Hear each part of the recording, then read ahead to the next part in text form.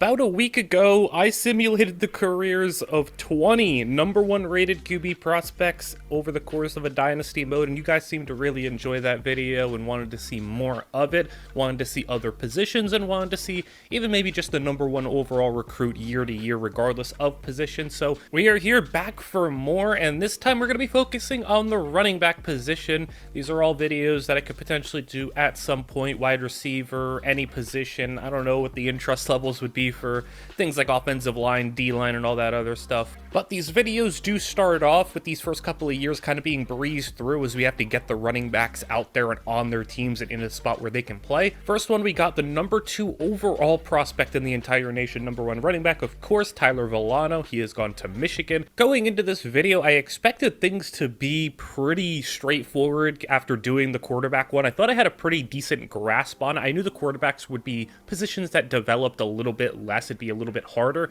but I was really surprised at what I've seen with the running backs. I am surprised at just how different everything turned out to go over the course of this video. And one thing I will say, if you're interested in the gameplay side of things, there's not going to be as much heavy gameplay focus, just off the fact that, you know, with the quarterback, the ball's always in their hands, they're always in a spot to make plays, whereas the running backs, you know, it's a matter of if they get a carry or not. But we're still going to keep things up. If anything happens fun in the game, anything crazy happens through over the course of the Dynasty, you will see it. We have our first elite running back here, and that is James Bosby going to Oklahoma. And in the last video with the quarterbacks, I really enjoyed how everyone kind of picked out their favorite quarterbacks and was all interested in the stories of where all these players went. A lot of you guys loved Marlon Ivy.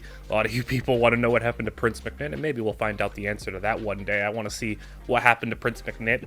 But as we, of course, go through this video, I want to know, what running back in here are you going to be most interested in? What one would you want on your team? What ones are you most interested in from a story standpoint or whatever? And Tyler Villano finally gets on the field a little bit. If I don't show you the statistics of a player, it's because they either got no carries or they carried the ball like 2 times or whatever. You know, a lot of these freshman running back are not going to be redshirted. But as you can see here already, in the quarterback video, we didn't get a single 90 overall true quarterback. And when I talk about true overalls, for those who didn't watch that video, when I say that, I mean the overalls of the players without the coach boosts and without the strategist boost and without the stuff from the coordinators, their base overall before they get any boost from the coaching staff. So just keep that in mind whenever I'm speaking of somebody's overall, and you'll have the overalls displayed on the screen, the level of jumps that they took. But it was really interesting to see first running back that we got, Tyler Villano, already beyond a 90 overall, a 93 overall in base. The highest rated quarterback we got 289s, and then running back straight off the bat in his 3rd season is going to be a 93.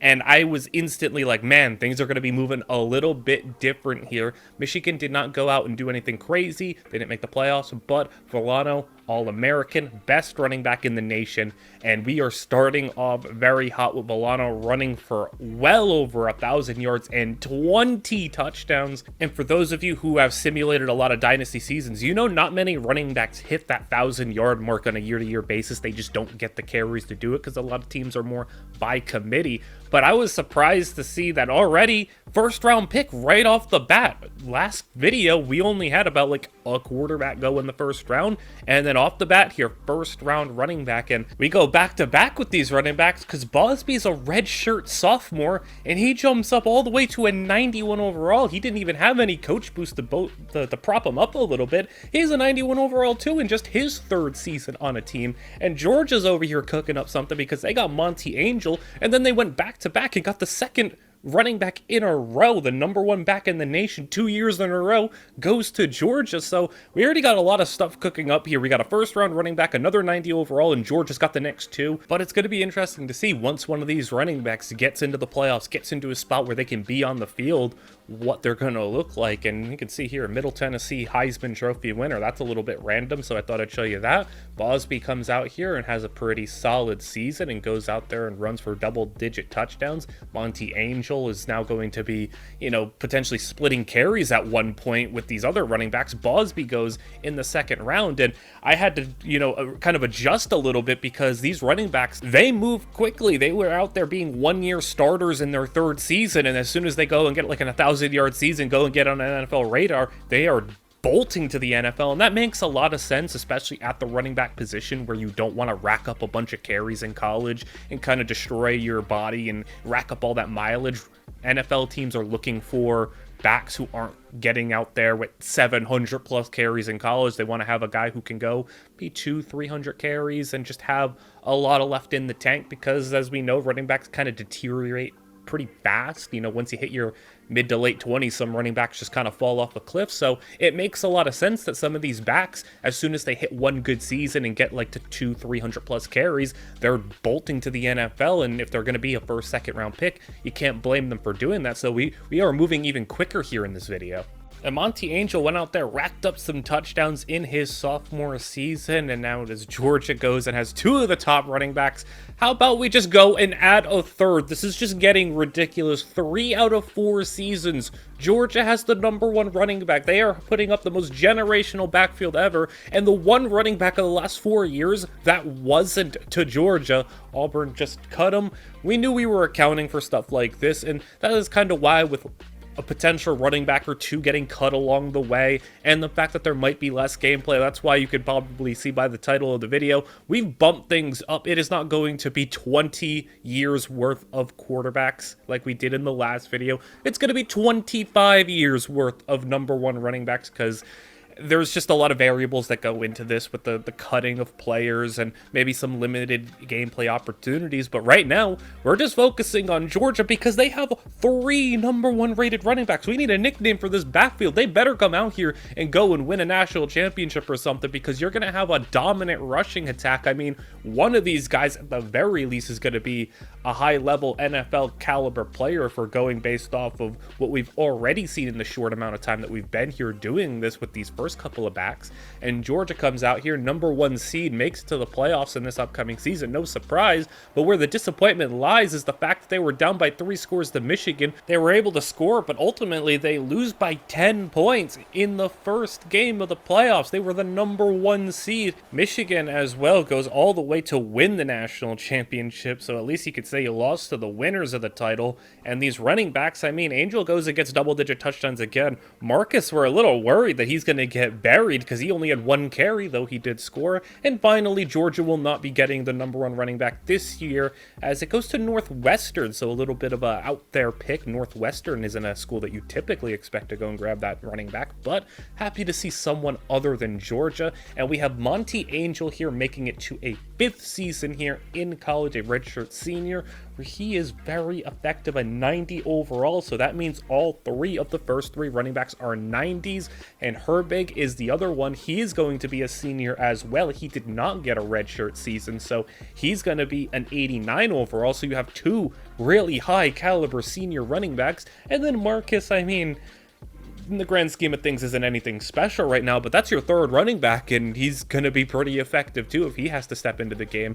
This is an amazing group of running backs that you have. Pat Dobbins, he's going to be pretty solid himself, and not only that, he has elite dev trait, a lot of good skill caps, a lot of good opportunities to grow, so we're going to get to see how he does when we're not looking at Georgia. But next running back on the board for this season, we have Dave Iannaccio, and he's going to come out here looking real good as a gem prospect, elusive back, has the speed, athleticism, and all the traits to be a top-tier guy. He looks really fun, and Georgia goes and makes the #1 seed again, and we have expectations here. Let's see some action. I'd be disappointed if we didn't get to see some of these running backs in action, but it's going to be the quarterback throwing over the middle, cut for the first down, and inside the red zone at the 11-yard line. We are at that point where I don't know anybody's name because everyone's an auto-generated recruit. Monty Angel, though, they are inside the 10-yard line, and in the shotgun, they are going to throw, and clean pocket, lots of time, and back of the end zone, caught for the touchdown, and Georgia takes a 2-score lead. And with the football back in their possession, they are going to hand it off, and this is Mike Marcus.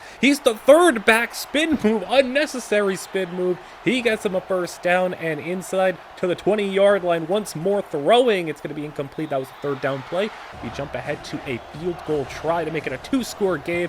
Kick is good. Georgia 2-score lead here, trying to get this playoff victory. Miami goes and gets points on the board to make it a 1-score game. It's going to be up to the rushing attack potentially, but on third down here to seal the game, they're going to throw, and that's a lot of time to throw. No pass rush from Miami, and he's just going to run it up ahead. First down, more, and he slides down, and the pass rush of Miami was awful there. Georgia's going to win the playoff game, and they are going to be moving on to the semifinals. That first round bye in this win puts them one step away, and there isn't even a lot to see here because Georgia just absolutely dominated Washington 35-7. I wanted to show you something, but there was nothing to show as it was just a complete domination, and Georgia, just like that, is going to the national championship. And you can see Herbig, the number 2 running back on the depth chart, he goes and has a spectacular game, over 100 yards, couple of touchdowns, and here we are, national championship for this Georgia team. That's going to be Herbig on the carry, not even Monty Angel. They are rotating these guys pretty effectively, and there they go with another handoff past the first down marker to about the 11-yard line. You can just keep running with these guys and rotating them and always have fresh legs, but they're going to throw it here, third down, back of the end zone. It's picked off. You have a 3-point lead with a chance to make it a 2-score game, and you do that. Luckily, your defense bails you out. Now you're back on the field on offense, and you're going to throw once more, and it's going to be intercepted again. Just run the ball. Just run it. You have all these great running backs. Stop trying to throw the game away. Luckily, Georgia also has a great defense, so they're able to get a stop once again, and there they go with a big run. That's going to be Angel, over 100 yards on the ground, and you can see what the running backs are able to do for this team. Now the passing game picking things up as they aren't going to be throwing an interception this time. Jumping to 3rd and 2 with the running back in motion inside the 10-yard line. They are going to throw, and it's going to be end zone for the touchdown, and Georgia takes the 2-score lead. And with that being said, Notre Dame is going to have to desperately score a touchdown. They do. It's going to be up to this ground attack to potentially seal this game up. They're going to get a first down here and making Notre Dame use more timeouts as third down. One more first will end it here. Georgia throwing once more, caught underneath, first down, and Georgia will lock things up, win the national championship, and our first time doing one of these videos where we see a national championship being won. And that's what happens when you go out there and get 3 number 1 rated running backs in a 4-year span. These running backs went out there and had a spectacular performance. They didn't even need to give Martin any carries, and Angel comes out there and combines with Herbig for about 1,500 yards and 25 rushing touchdowns on the ground. And not only that, as I was cycling through, how about 4 1,000-yard receivers too? This might be one of the greatest offenses in college football history. I mean, that is unbelievable. 4 1,000-yard receivers. I've never even seen that in like Madden or anything.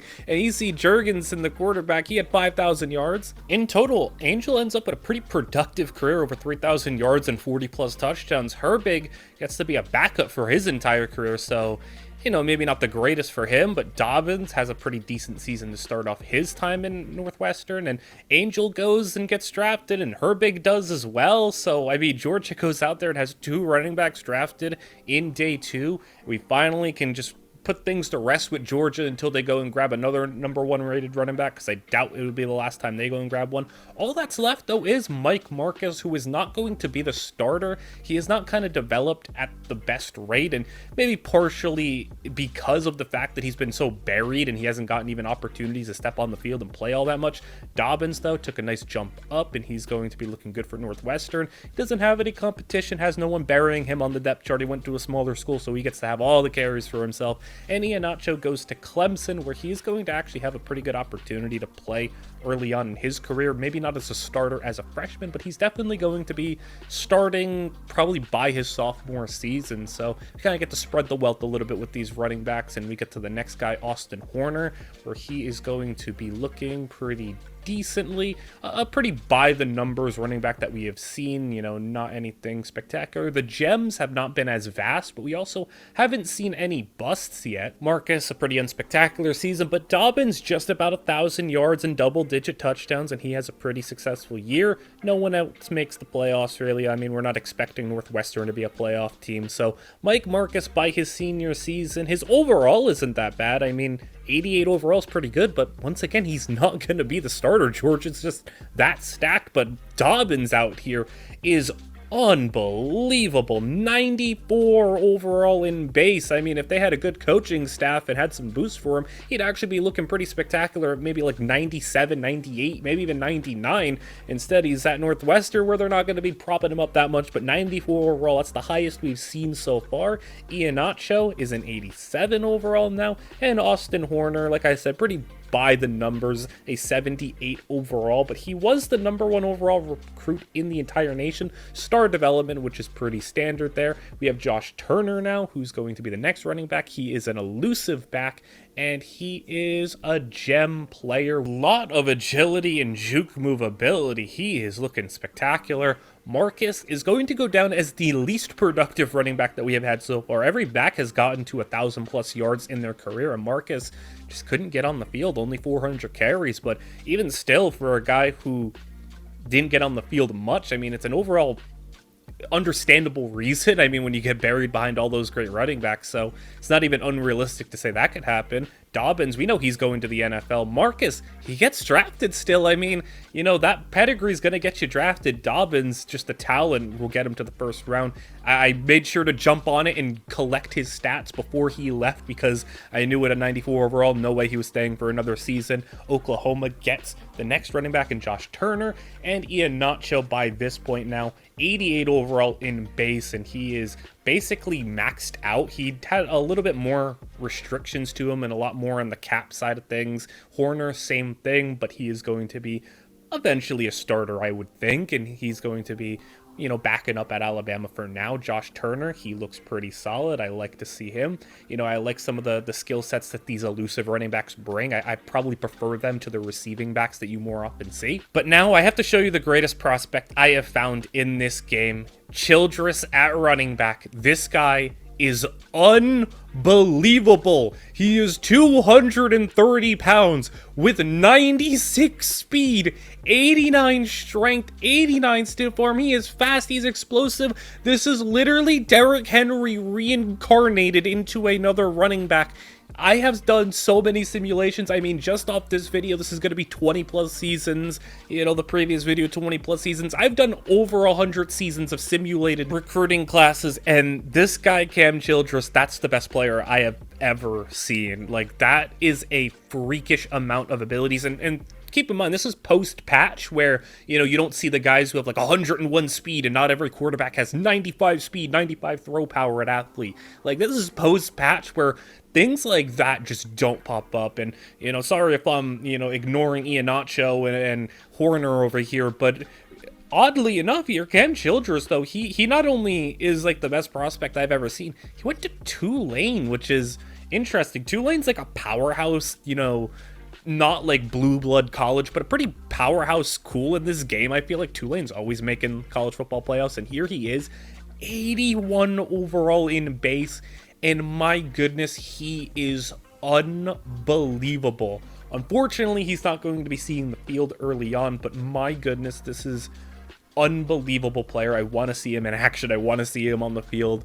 I feel like he's going to be everybody's favorite, but man, he has 5 traits to start. Like, that is an unbelievable player. Like, I cannot say how ridiculous that is. And for someone who has done as many simulations as I have, I mean, even this guy's pretty good, but he don't compare to what I had just found in Cam Childress. I cannot wait to see what he does.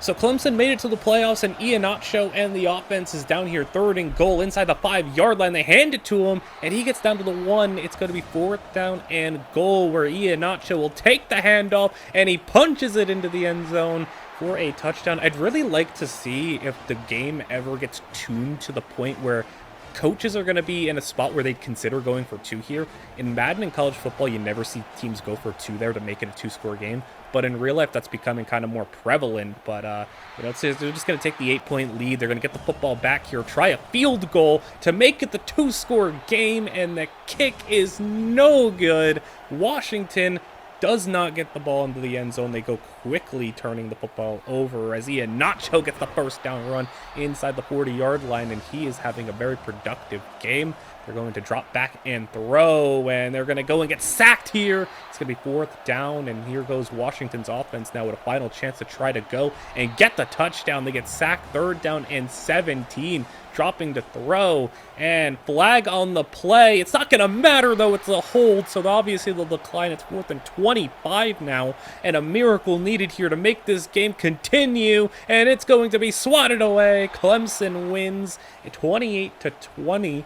And it's going to be a semifinals appearance for the Clemson Tigers. Can we have another running back grab themselves a national championship here? Iheanacho gets player of the game at 100 yards, but unfortunately, in this semifinals game, it's not even going to be close. So we got to see a little bit of action at least, but not much here for this season. Iheanacho is going to go down, and the rest of the running backs are going to be checked out here. But Iheanacho had a really nice season. We see a lot of these running backs are able to kind of cross that 1,000-yard mark, double-digit touchdowns. He ends with a pretty overall successful career from a statistical standpoint, and a lot of these running backs are very hyper productive. Josh Turner was pretty good, and Childress, I mean, you know, we got to see him a little bit, only 29 carries but 7 touchdowns, so he was really effective.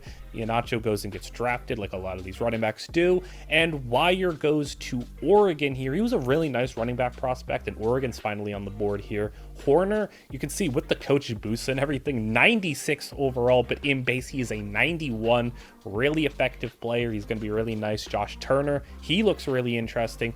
Weirdly for Josh Turner, he actually is not going to be the starter this year, even though he was last year, but you know, a lot of talented players here. Cam Childress with the boost, he's up to an 89, but in base he's an 85, and he just looks so fun. I need this team to start him, man. Play him. I want to see him on the field because Tulane always is making the college football playoffs. We're going to get the opportunity to see him if he does play. Wire looks pretty solid here. You know, he has a lot of traits and abilities early on in his career, so that's going to be pretty cool. That Randall Stick is the next running back. He is going to be an elusive back, and he's all right. It's not anything spectacular. Obviously, now we're holding people to the standard of that we've seen with Cam Childress, and can we top that? For now, though, Austin Horner is going to be in the playoffs for Alabama. 2020 game, handoff to Horner, and he is going to get the first down, but he fumbles the football, and with a chance to take the lead, Horner fumbles it away in the 4th quarter. Luckily for him, his defense is able to get a stop here. Now we jump ahead to about 3 minutes to play. Option, he's going to get the flip out, first down at the marker. He has it, and he's going to have a chance to redeem himself potentially. They are in scoring position, play action, throwing over the middle, and now in field goal range at the 20-yard line. They were just outside of field goal range. Now they're firmly inside of it. Hand off to him. He's going to go for the first down marker inside the 10. Goal to go, and at the 5-yard line, 2nd down and goal. Hand off to the backup running back who's going to finish the drive. Honestly understandable for a guy who just fumbled in this situation. Hand it off to the backup and let him kind of close the deal here. It's going to be a 7-point lead. Now Penn State trying to come back here and tie this game up, maybe send it to overtime, but on 3rd down and 1, he takes a sack. That's brutal. 4th down opportunity to keep this game alive. Throwing outside, incomplete, just sailed it out of bounds, and Alabama's going to win. But honestly, you could say no thanks to what the efforts of Austin Horner was. I mean, he fumbled the football away, and then the backup running back had to come in and finish the job. And then in the next game, I mean, absolutely steamrolled by USC, 44-20. Just absolutely brutal for USC to come out there and just dominate them like that. Horner, though, has over 1,000 yards, double-digit touchdowns. That's kind of become a theme here. Horner's career is going to end again with a couple thousand yards, decent amount of touchdowns. Turner doesn't do a whole lot on the ground being the backup running back, but look at this. You know, I haven't been showing the receiving stats, but more receiving yards than rushing yards is pretty impressive, and they give Childress even less carries. We need justice for Childress. This is a spectacular generational running back talent being wasted away here at Tulane. Back-to-back years, we have Oregon getting the top running back prospect. And are we going to start this again with the whole Georgia situation? Josh Turner retakes his spot as the out-and-out starter for this team. 92 overall in base, and he is looking very effective, and he's shown to be maybe the best receiving back that we've seen. Childress is looking really good. He's an 88 overall. He's still not the starter here at Tulane, and now it's just getting frustrating. Play this man. Put him on the field. He is too good to be off it, and he has not been able to develop as high of a level because he's just not been put on the field. He's gotten like 30 career carries. Randall Stick here, the #1 prospect, he's pretty effective here. He's pretty solid, got a lot of traits and abilities to him. But I was asking myself, oh, are we going to start this thing with Georgia all over again? Well, no. Jamie Wire got cut, so the second running back of the video to just be straight up cut. And then we have the next guy, Rashad Revis, who is going to be first bust of the video. We haven't gotten any of those. It's been a while, and you know, it was good that we lasted this long without getting one. It shows that the running back talent is a little bit stronger than the quarterback one. But yeah, I mean, first bust of the video, Turner, pretty effective. But here's Childress again, limited carries, a lot of touchdowns. He gets the ball in the end zone, give him the football, and thank goodness in his final season, he's going to transfer. He is tired of it. The thing is, though, he would have been the starter at Tulane if he would have just held out for another season. But instead, he's going to transfer, and he's going to Ohio State. He's not wasting any time going to a big-time school. And Childress, man, I would have loved to see him have a full career. Instead, he's going to have one season as an 88 overall to show that he has been so good, and they have severely missed out there at Tulane. And I want to see him just go nuclear on this team. And Oregon, I just want them to be banned from getting running backs. They cut the next guy too. So just ignore Jamie Wire and Randall Stick. Oregon goes out and cut them. And I've been looking to see, you know, some of you in the comments have been saying like, oh, they pop up in the transfer portal. They'll pop up on other teams. Trust me, I have been checking every year. I haven't seen them in the transfer portal. I haven't seen them on other teams. I do check. They just haven't popped up yet. I don't know how much of a certainty it is that they even do pop up from time to time, but they just haven't up until this point. So, you know, Oregon obviously is messing with the video a little bit, but we have the next running back, Morgan Buggs, who looks pretty good. A conversation needs to be had here. Dude, he got hurt. He got hurt, and he put up a monster game. I know it's against FCS, but look at that statistical performance that he had. I have never seen anything like that.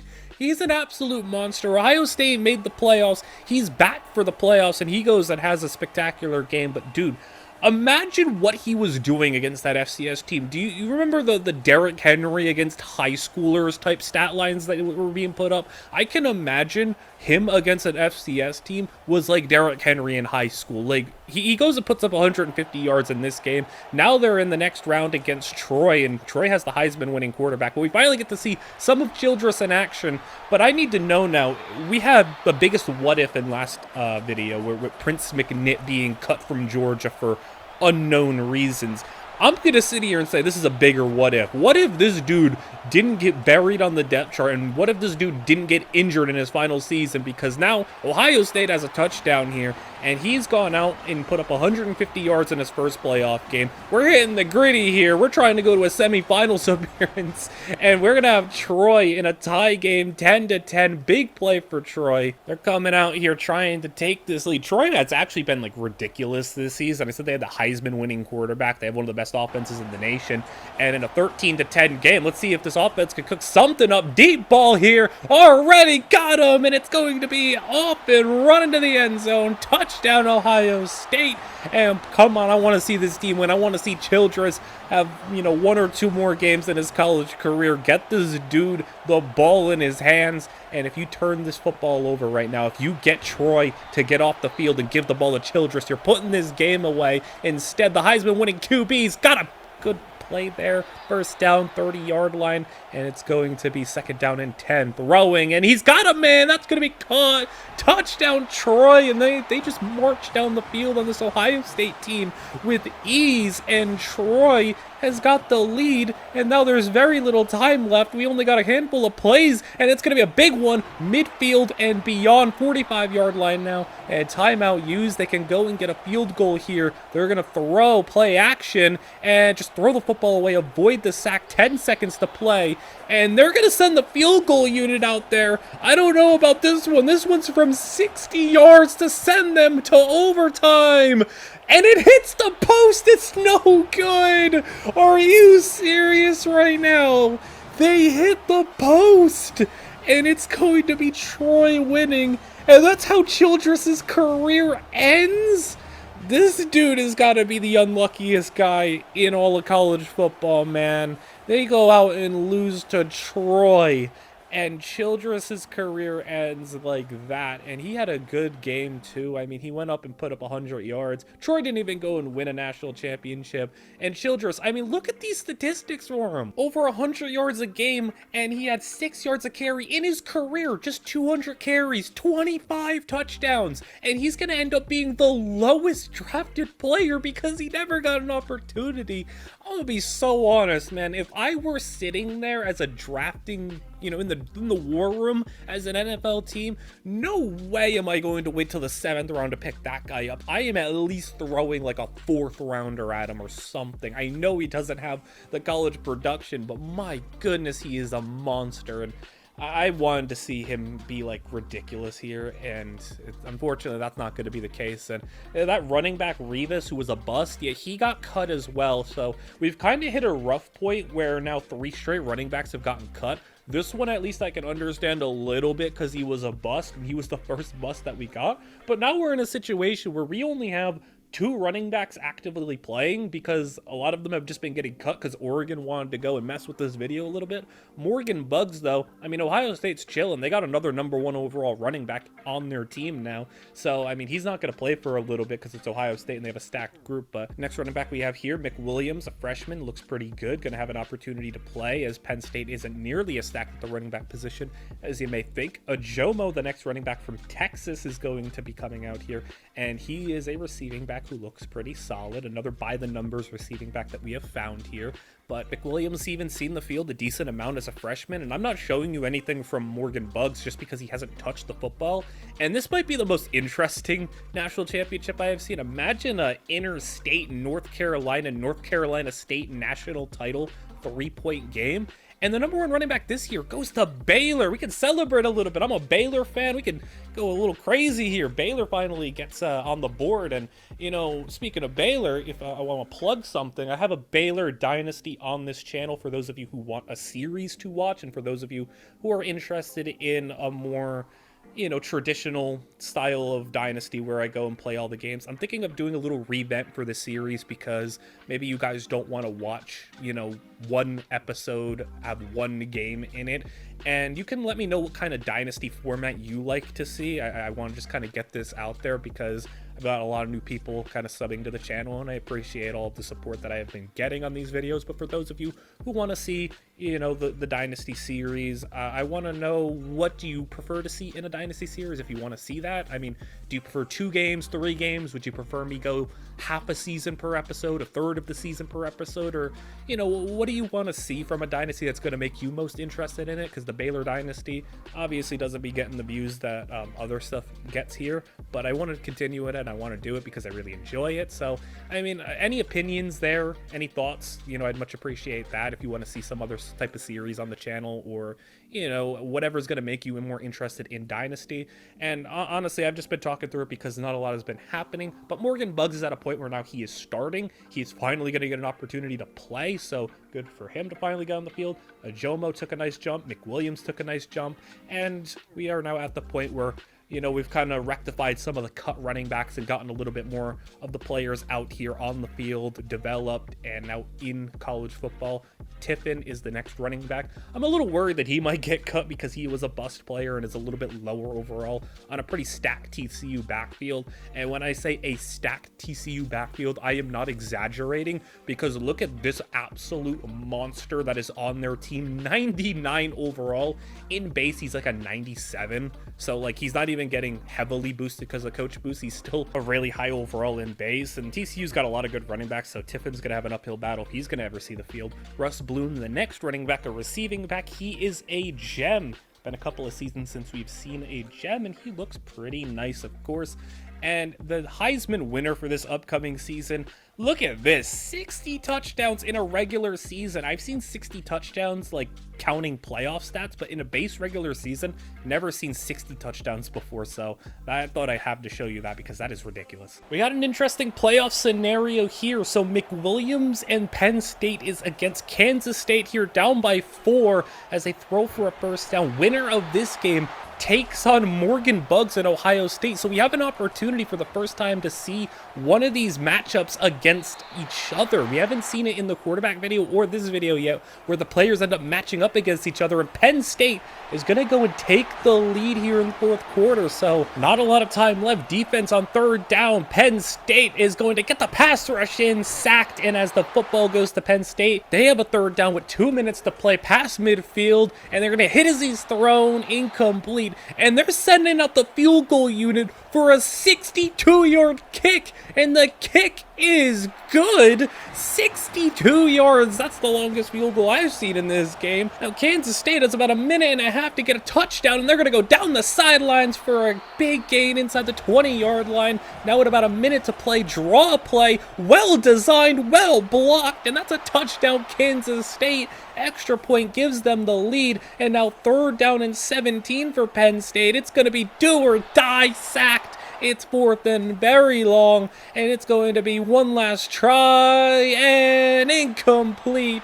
And Kansas State's going to pick up the victory in a wild fourth quarter, where it's going to be now Kansas State versus Ohio State. And I would love to sit here and say that the game was as competitive. It just wasn't. Ohio State would have loved to show you a little bit of Morgan Bugs here, but nothing to show, as it was just pure domination in Ohio State's side of things. But now I need to step in and show you the biggest glitch I have found in this game. You might need to rewind, you might need to figure this out, but tell me what looks wrong here, as they're going to have the left end roll throw intercepted by Virginia Tech's quarterback, who slides down. I'm going to replay this again. None of this makes sense. You can see when the ball gets snapped, or right before the ball gets put down, the ball disappears. Everyone gets marked offsides. Ohio State's defense is playing offense. Virginia Tech's offense is playing defense. The end took a snap. Everyone's lined up all weird.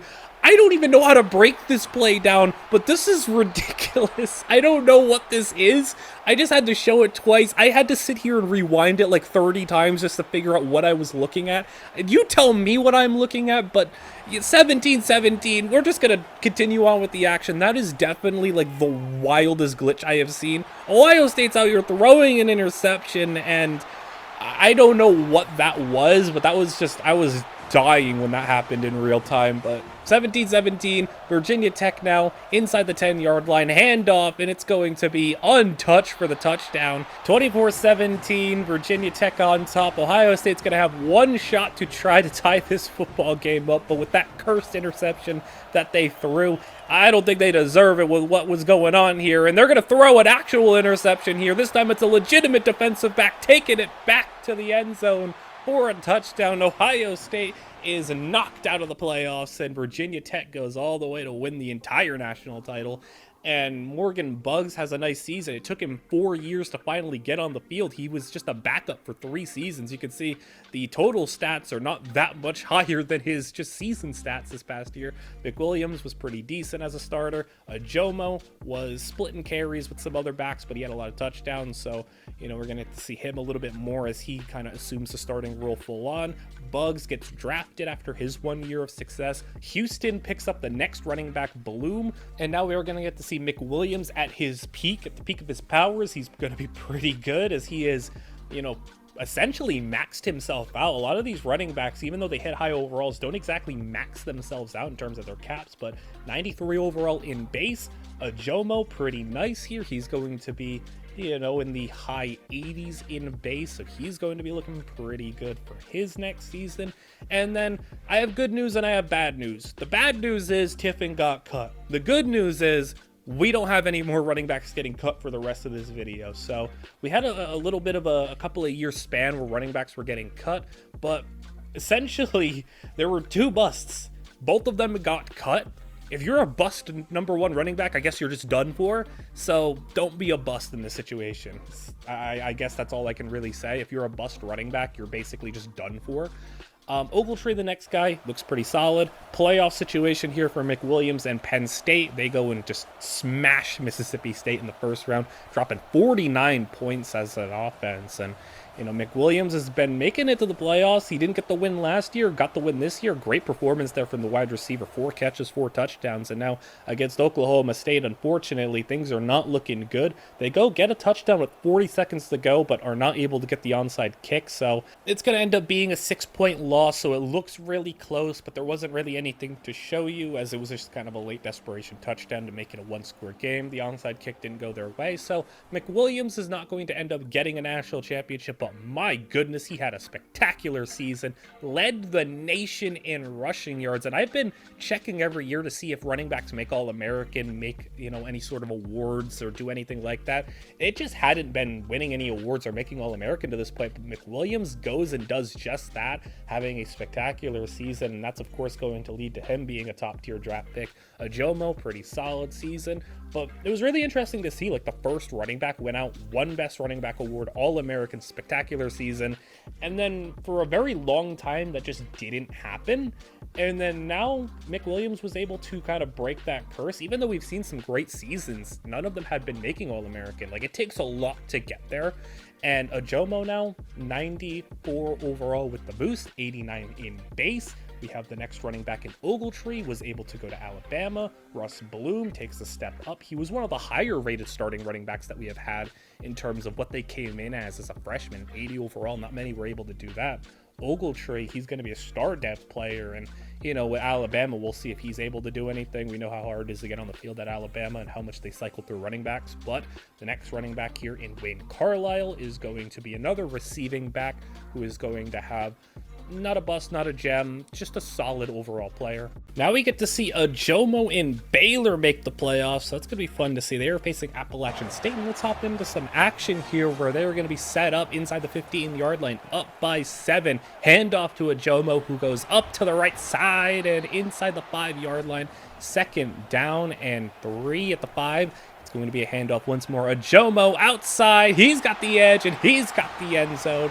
Touchdown Baylor. That's going to give them the 2-score lead, and ultimately that 2-score lead is going to be exactly what they need to come out here and pull off a victory against Appalachian State and win a playoff game. But can they win 2? They are up by 3 here with 4 minutes to play against USC. Play action. Everyone swarming the quarterback. It's going to be a sack, fumble, and picked up by USC, and that is a disastrous play. They had an opportunity to at the very least make it a 6-point game. Now USC in opponent territory, throwing underneath. That's going to be caught, and on the run, he's not going to be caught. It's going to be a touchdown, and that is tremendous speed on display. USC takes the lead, and now it's going to be up to the Baylor offense.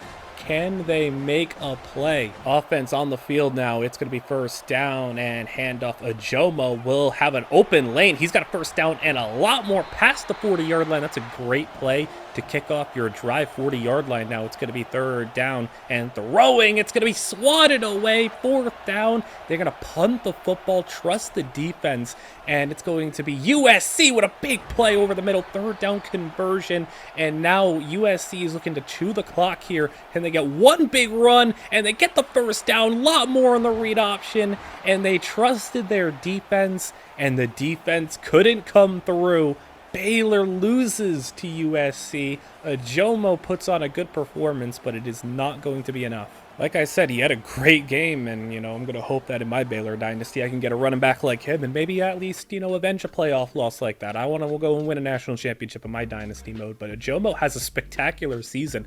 McWilliams last season, 1st-team All-American, Best Running Back Award winner. Back-to-back years we've had one of our guys do it. As Jomo does the same thing. He finishes his career at Baylor pretty successful. I mean, you know, going to a school like Baylor and giving them a playoff victory, becoming the best running back in the nation that season, he goes and gets drafted pretty highly in the draft because a lot of these running backs are going to get drafted. And Carlisle, Baylor on the board once again. Look at Baylor go. It's going to be nice to see one of these other schools, aside from the top guys and the powerhouses, going and getting some of these guys.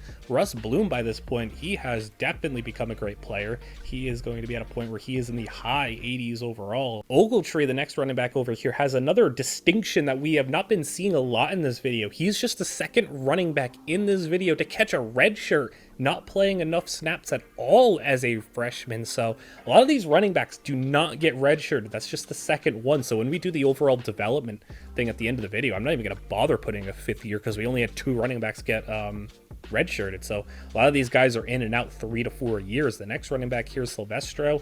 Pretty decent guy. He's one of the lower rated running backs, 23rd overall player in the nation. Usually these running backs, the number 1 back is a top 10 player at least, so 23 is rather low. He goes to Oregon, and I'm going to pray Oregon doesn't just cut him immediately. You've seen Russ Bloom also had a really nice season. He was the only running back that's seen any action last year, and now Bloom is all the way up to a 93 overall, one of the highest rated backs we have had up until this point. But obviously he needs to do a lot of Houston's going to get themselves in a playoff position where we're going to be able to watch them. Ogletree doesn't jump up at all. This is very rare to see with these running backs, them not jumping at all. And Carlisle takes a nice leap and is going to be in a position where he's going to be seeing substantial carries in his second season, potentially. Silvestro, we're finally going to get to see one of these running backs at Oregon that doesn't get cut and doesn't get immediately thrown away as a redshirt freshman. So pretty nice to see what Oregon is able to do with one of these running backs. And then I've been going for so long. In the second season, we had a running back named James Bosby. I think this is his kid. Like we're that far ahead right now because that was in the second season. Where right now, this is running back number 23. So it lines up. That's 21 years of difference right there. I mean, I'm just going to say that's his kid. So that's how far we have gone. Obviously Houston wasn't able to make the playoffs. Bloom was a high draft pick. Ogletree still waiting to see if he can get on the field, but man, we're at the point where we're seeing these guys kids in here. That's just how long I've been going, and that's just a testament to how long these videos take, because my goodness, simulating 25 plus seasons is a nightmare to go through. And Wayne Carlisle is able to get to a 90 overall in base, so Baylor's going to have another really talented running back to go out here and hopefully make a playoff run. Silvestro, he did not get cut. Look at that. Oregon, look what happens when you keep these number 1 rated running backs. They actually can be nice players, don't you know? And then we have the next running back, son of Oklahoma running back James Bosby, just like his father. He's got elite development as well, and he's got a lot of good skill caps. He can actually be a really spectacular player. So we're at the point where we're taking 20 plus years, and this dude's had a kid, and he's already become the number 1 running back as well. Second to last running back of this video, Jose Jackson, another elusive back. And I think that the 3 archetypes, in my many years of simulating and scouting all these guys, I think the elusive backs have been some of my favorites I've seen, skill set wise. Obviously, Childress aside, who was a power back who was just nuts, but I think I've liked the elusive backs more consistently. The receiving backs have been pretty hit or miss, but if you get a elusive or power back and they're really fun, like they can be. I think some of the better players. Receiving back, though, seems to be the most common kind. Silvestro out here is going to be, a nice overall. I didn't capture the clip of Carlisle. Carlisle declared for the draft. He was a 90 overall, and he got picked in day 2.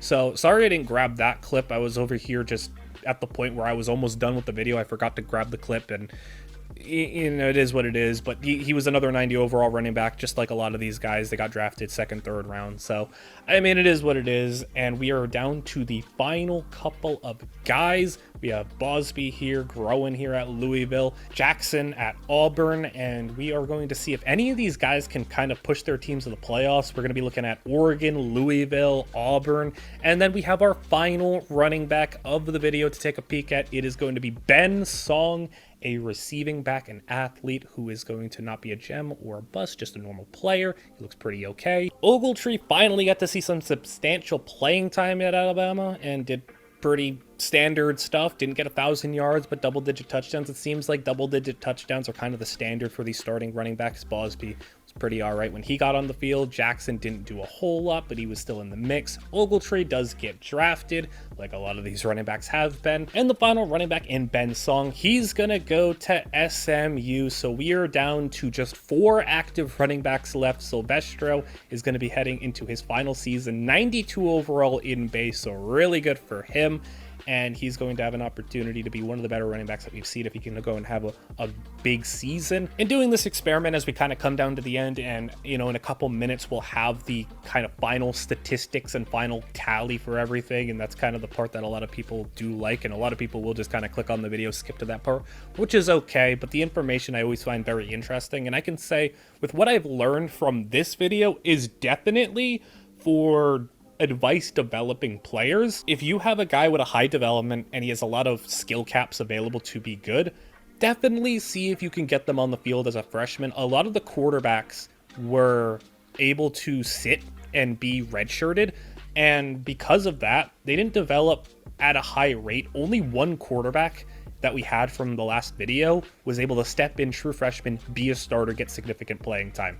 Only one was able to do that, so we don't know how good they could have been if they all were, true freshman starters. Whereas in the running back video, only 2 backs out of all of them made it to a redshirt senior season.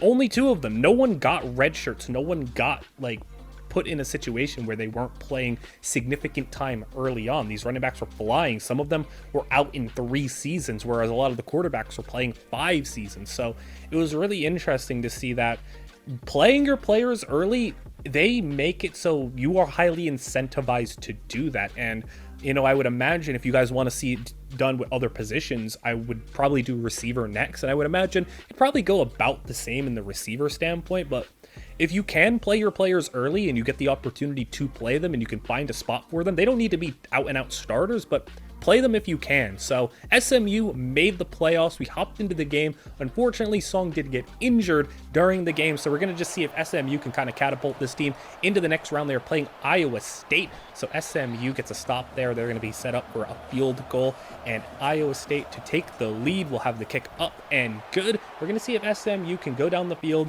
put this ball in the end zone, maybe kick a field goal, at least to send it to overtime. Under a minute to play. Quarterback drops back, and he will just tuck and run. He's got the first down. He's got a little bit more into the 40-yard line. We are set up outside of field goal range potentially, but some of these college kickers were hitting from 60. That Penn State kicker was kind of crazy, but this quarterback is kind of crazy. We're running the football. It's a 21-yard gain and set up close. They were not able to get the touchdown, but they do set up a field goal try to get it to overtime. So we see a little bit of overtime action here. 2 plays into overtime. We have a handoff. It's going to be outside, untouched to the end zone. Touchdown Iowa State, and now SMU's got to respond with a touchdown of their own. First play of the possession for SMU, drop in to throw, and the quarterback's going to run. Hit as he's thrown, and it's going to be intercepted by Iowa State, and they're going to take it back all the way for a touchdown. Hit as he's thrown, and it turns into a pick 6. And it's going to be the very rare 2-score win in overtime for Iowa State. That's not something you're going to see very often, as it's going to be SMU getting knocked out in the first round of the playoffs. Ben Song, relative to starting running backs that we have seen, not a lot of touchdowns. A lot of these running backs put up crazy touchdown numbers. This one only had 2 this season. So Bosby, if we're attributing this guy to being the other Bosby's kid, then both of them were number 1 overall running backs, and both of them went in the second round. So like father, like son, potentially. And then this was really interesting. Go back and see what the development was for Ben Song. He was at 86 overall in base, boosted to an 89. This season, he went down 2 overalls. I've never seen that before. He went down 2 overalls. I didn't think that was going to happen, so he was an 86, now he's an 84 in base with an 86 with the boost, so he's gone down. They didn't make the playoffs, and that's really, really interesting. Song didn't have a great season either. He got injured, only played 7 games. Jackson was not that spectacular. You didn't hear me talk about him much. He still gets drafted because, of course, they do. Every running back up until that point has been drafted. Ben Song, he goes back up on overall, but his best overall was as a sophomore. His overall, year by year has gone 79, 86, 84, 85. That's really random. So final season, Syracuse comes out here, wins the national championship, but we're finally done here. And interestingly enough, Ben Song does not get drafted. Every running back up until this point had been drafted that finished their careers. Ben Song makes it 19 out of 20. So, we have finished everyone's careers, and now we can get into the fun part where we get into all the information, all the data, all the statistics, and let's get into that right now. It's one of my favorite parts where we get to kind of see all the information we have gathered. It takes a lot of time to record all these videos and track all the data, but here we are starting with where all these running backs are typically coming from. I think it's no surprise that you see Texas at the top. 24% of the time I was seeing a running back coming from Texas. Then you got Georgia and Florida, which contributed to why Georgia was able to grab so many of them at the early stages of this dynasty. And then beyond those typical Texas, Georgia, Florida, you had 2 from Arizona, but everywhere else was pretty spread out when it came to where these running backs would come from. If you're not getting them from the main 3, I'm pretty sure, you could basically get these running backs from just about anywhere else. The top running back in every class was one of the more sought after players in the entire nation, as only 3 times in the entirety of the 25 running backs were they outside the top 10 when it came to overall prospects. That 23rd ranked running back that we found was a pretty big outlier. More often than not, though, you were seeing these players be top 10, top 5, as high as number 1. On average, they were the 6th overall best player in the entire class. So these top running backs were some of the premium guys that you're going to be able to get. Definitely better than some of the other positions I was seeing. And most of them were legit running backs. A lot of the times you'll see these athletes be, kind of splitting the difference with some of these receivers, quarterbacks. You'll see a lot of them be athletes, but 72% of the time, the number 1 running back was just a straight up running back. And because a chunk of them were athletes, though, that contributed to the fact that all the athlete running backs, for the most part, are receiving backs. So, no surprise, receiving back was the number 1 archetype. But elusive backs were the ones that I found to be pretty interesting, as I think they were some of my favorite prospects that I've seen. And then the power backs were the least prevalent, but the ones that you did find who were good power backs, they were really good. When it came to the quality of running backs that we were getting, 2/3 of the time, just about, they were just standard. They were kind of telling the truth about them, but in the times that they weren't, 2 of them were bust, only 8%. It's a pretty good ratio there. And then 24% of the time you were getting a gem player. And when it came to these running backs, the gems, they were legit. Like a lot of these gems were hitting like 80 overall coming in on base. So when you find number 1 ranked running back in the nation that's a gem, expect them to probably be around an 80 overall, and they are some of the best players that you will find in the entirety of the class. A lot of them, majority of them, were star developments. No normals, just like in the quarterback video. For those who hadn't seen that one, there were no normal dev players among the bunch. Most of them were star, few were impact, a decent amount of elite, 28% of them being elite. I think is very, very good. I mean, you're getting a pretty quality player. Only 16% of the time are you getting impact or less. So more often than not, you're getting a really, really good player. And there were times where I was seeing 80 plus star, 80 elite. Really, really good players here. This is probably the biggest difference from the quarterback video, as I didn't even have to add a 5th year for development path, because most of the time the running backs were either not getting redshirted and just ending up as seniors and moving on, or they would declare as juniors, even sophomores I seen declare. So only a 4-year path of development, but as you can see, on average, these running backs jumped a total of 11 overalls. We've seen as high as an 81 come in on base, and I'll tell you, when it comes to overalls, for those of you who skipped to the end and didn't watch the quarterback video, these overalls are without any boost, without anything from your coordinators, without your coaches, without anything that your staff does to help these players be better. This is just their strict baseline overall. So on average, you're getting about a 90 overall running back, and obviously with whatever boost you have if you're a good coach, I mean 93, 94 overall. In base, we've seen Pat Dobbins for Northwestern get as high as a 94 overall. We've seen 16 plus overalls throughout the entirety of a player's career. At the very bare minimum, we've seen +7 in overall. Though I can say we did see Ben Song at SMU go -2 overall one year, so I mean, we've seen a lot of variance, but there's a lot of growth for these running backs, and you're getting a pretty good player 95% of the time, it feels like. There were a lot of highs and lows. 5 of the running backs were instantly cut after their first season, including both the bust. If the running backs didn't jump up after their freshman season a significant amount, they just let them go. But for the 20 running backs that were able to play their full career, 18 of them became full-time starters at least once one season in their career, and the other 2 that didn't were both the Georgia running backs, who also both got drafted. Speaking of the draft, of those 20 running backs who didn't get instantly cut, 19 of them got drafted into the NFL. If you are a number 1 running back and you make it to the end of your career, you have a 95% chance of going to the NFL and a 24% chance of going in round 1. Majority of the guys were day 2 picks, but a lot of them are NFL players. And then only 2 of them made it to a 5th season, so that would mean a redshirt senior season. Like I said, I didn't add a 5th development year thing because most of the players were declaring or didn't get redshirted. So you can kind of take that as if you think it's good or bad, but a lot of these players, they're out quickly. They don't make it to a 5th season. And then finally, the best of the best, I wanted to showcase some of my favorites because everyone got a chance to play for the most part. So Tyler Villano, best running back in the nation, scored 20 touchdowns in his final season. Monty Angel, the most tenured and decorated running back, most carries, had a lot of yards, won a national championship. Pat Dobbins was the best overall player. And then Mick Williams and Ajomo also won best running back and were all-American players. You can let me know who your favorite running back was throughout the entirety of this video, who you'd want on your team, who was the most interesting prospect, who had the best career, all that stuff. As you can also let me know what other videos you want to see. If you want to see more of these, I can probably do wide receivers next, or whatever other series you want to see. I have the Baylor Dynasty on my channel that I really am interested in doing, but all support on this video is much appreciated. Like, comment, and subscribe, as all that stuff is super helpful, and I appreciate all the support I've been getting, and I will see you guys all in the next one.